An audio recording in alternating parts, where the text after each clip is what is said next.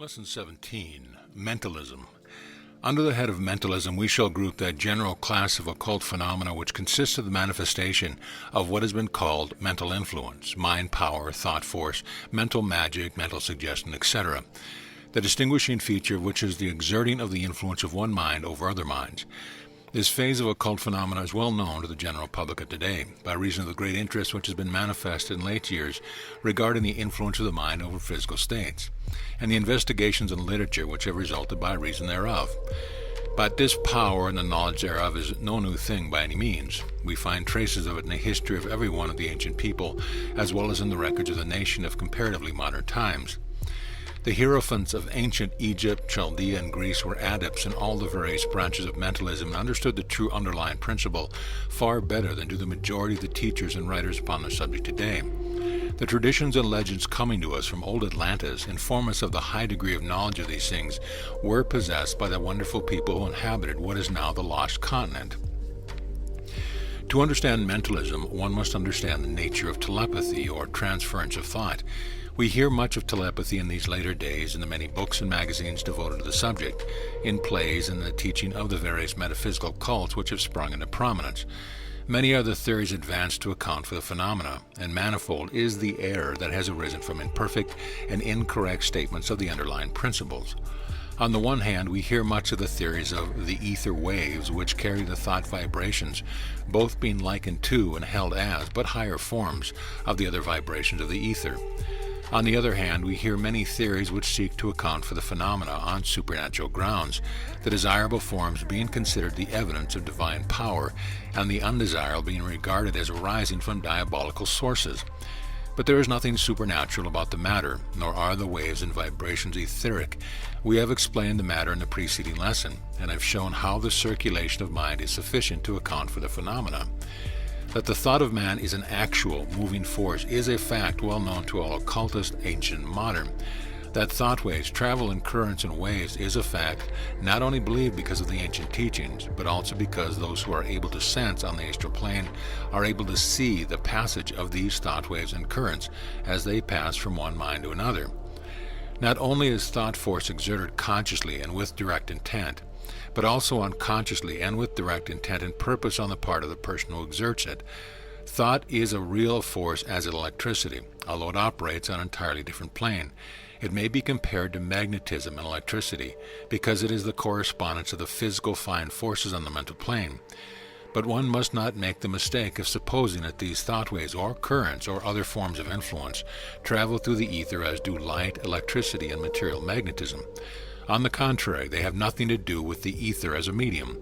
They travel through the universal principle of mind. We have seen in preceding lessons that the three cosmic principles pervade all space, the cosmos, and one of those principles is consciousness mind. Do you realize just what this means? That all the space there is, or can be, infinite space, is occupied by the mind principle of the cosmos. That pervading all space there is a great cosmic ocean of mind, living, throbbing, pulsating with life and energy, in the depth of which there is the quietude of eternal calm and peace, on the surface of which are ripples, eddies, waves, currents, and whirlpools, upon and in which there is manifested the face of the fiercest tempest and of the absolute calm, rest, and peace. And in this great ocean of mind, in the cosmic mind principle, occur all the multitude of manifestations of consciousness that are known on the lower planes of life, on the human plane, and on the planes far beyond any possible conception of beings, on the lowly scale of mankind of today. The would-be authorities, instructors on the subject of mentalism, speak learnedly on the etheric waves by which thought is carried from mind to mind. They do not dream, these founders of latter-day schools and cults, that for thousands of years the arcane teachers have known and taught that even as much vaunted universal ether in which is supposed to abide the foundation principle of all things, this something which science says is a no thing, containing the infinite possibilities of everything, is but the lowest of the scale of the 7 ethers known to the occultist, and which highest and lowest ethers are but the manifestations in the cosmic brain, a result of mind. And to suppose that mind needs this lowest ether to convey its currents of mental energy is as much a folly and inversion of truth as that conveyed in the materialistic dogma that mind is a secretion and byproduct of matter. These pseudo-mentalists do not know the first principle of mentalism when they assert that mental currents are but higher forms of etheric waves and energy. In time, they will learn that the ether is a byproduct of mind and rests in the ocean of mind just as the dissolved salt rests in the ocean of water. We do not say this in the spirit of captious criticism. That would be a waste of words and time, but because we realize that unless the fundamental truth is comprehended and realized, the study of mentalism will be but a phase of study of physical science, which it infinitely transcends in importance. Mind requires substance in order to manifest itself, but it travels in its own medium. Its waves are waves of mind. Its currents are currents of mind. Its vibrations are vibrations of mind. Activities in the center of consciousness are not confined to that particular center of manifestation, but extend in all directions in rapidly widening circles, unless the sender deliberately concentrates his thought force in a special and particular direction, either by conscious or intent, or else by reason of intense desire. This thought force flows out in currents and waves, exerting more or less influence upon all minds with which it comes into contact, the degree depending upon the degree of harmony to the particular vibrations which are manifested in the receptive minds.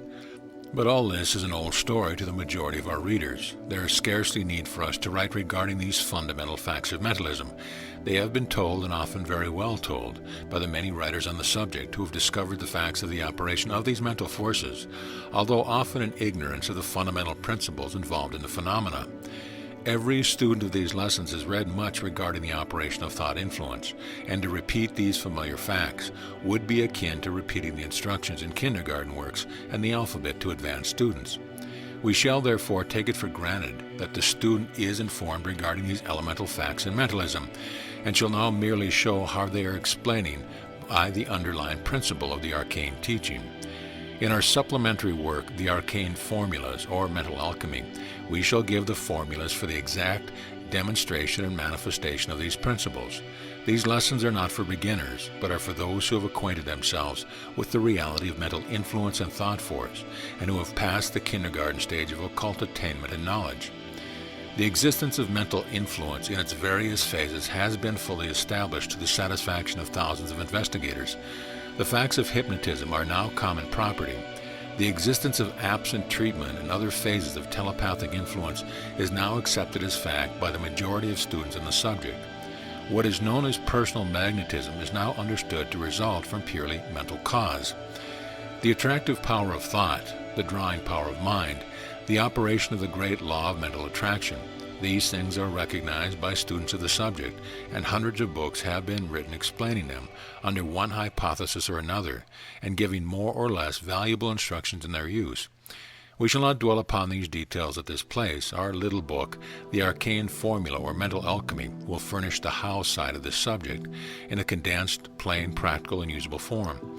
What we wish to do now is to acquaint you with the real underlying principle of mental influence, the one fact which illumines the entire subject, which has been known to and taught by the arcane teachers for thousands of years, but which does not seem to be known to the latter-day teachers along these lines. We ask you to pay close attention to what we have to say on this point, for when you grasp this underlying principle, you have the key to the whole range of phenomena.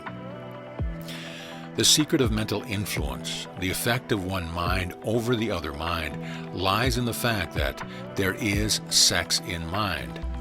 Under the law of opposites, in its phase of sex polarity, we find the interesting fact that there is to be found evidence of sex polarity on all planes of activity and all forms of activity, inorganic as well as organic.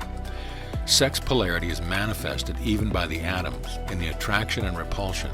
In electricity and magnetism, the polarity manifested is all along the lines of sex polarity. We explain this in our supplementary work entitled The Mystery of Sex, or Sex Polarity. And on the mental plane, this principle is found in full operation. The manifestation of will is the action of the masculine principle. Desire and imagination are phases of the feminine principle. Thought, reason, and intellectual activities result from the union of the two principles. Desire, the female principle of mind, arouses and attracts the will, the masculine element, and draws it into action. Imagination, another phase of the feminine principle, acts in the same way, but yet the action of will is the inciting cause of the activities of desire and imagination. The will can create only by its action upon the feminine principle of desire and imagination. It cannot create by itself. On the other hand, the feminine principles of desire and imagination cannot produce and create without the union with the will. This is merely the general outline of the activities. But here is where the explanation of mental influence is seen. Both the feminine desire and the masculine will of a person may be incited into activity by the will or desire, as the case may be of another person. The will of another person may incite and arouse the activity of one's desire and imagination, and render it to active that it will drag into action its own mate, the will of the person affected. And in the same way, a strong desire in the mind of a person may act to arouse into activity the will of another, taking the latter away from its lawful mate, the desire of the person affected. In the same way, two wills, that of the person affected and that of the person affecting, may struggle for the control, mastery, and possession of the desire and imagination of the first mentioned person. And likewise, there is often found the struggle between the feminine principle of desire in two persons, each wishing to maintain and exert influence over the will of one of the persons. In this statement is contained the actual secret of the mental influence of one person over another in direct personal relations and contact. It is the secret underlying hypnotism, mental influence, personal magnetism, psychic influence, and all the other forms of direct mental influence. The same principle is operative in the case of mental influence at a distance. In it is found the explanation of the law of attraction, the drawing power of the mind, absent treatment, etc., as well as in the various forms of phenomena generally grouped together under the head of mental magic. There is found the effect of the masculine will principle in the thought waves and mental currents upon the feminine principle of desire in the minds of those affected. And likewise, there is found the attractive forces of the strong feminine desire thought waves or mental currents, which tend to attract and arouse into activity the masculine principle or will of those affected. It should be unnecessary to state that every person, male or female, has this dual principle of mind within him or her, the masculine and the feminine mental phases of mind. The feminine principle of mind acts always in the direction of exerting and attracting, drawing influence upon the will, and also in the direction of creating and conceiving ideas, mental images, and other forms of mental creative activity. The masculine principle of mind always acts in the direction of inciting activity within the feminine principles of mind. The feminine principles of mind may be said to be dominated and ruled by the masculine principle so far as the apparent working of the mind is concerned. But as a matter of fact, a closer examination will disclose the interesting fact that the masculine principle is always attracted and managed by the feminine principle, either in its own lawful mate or else the feminine principle of some other mind.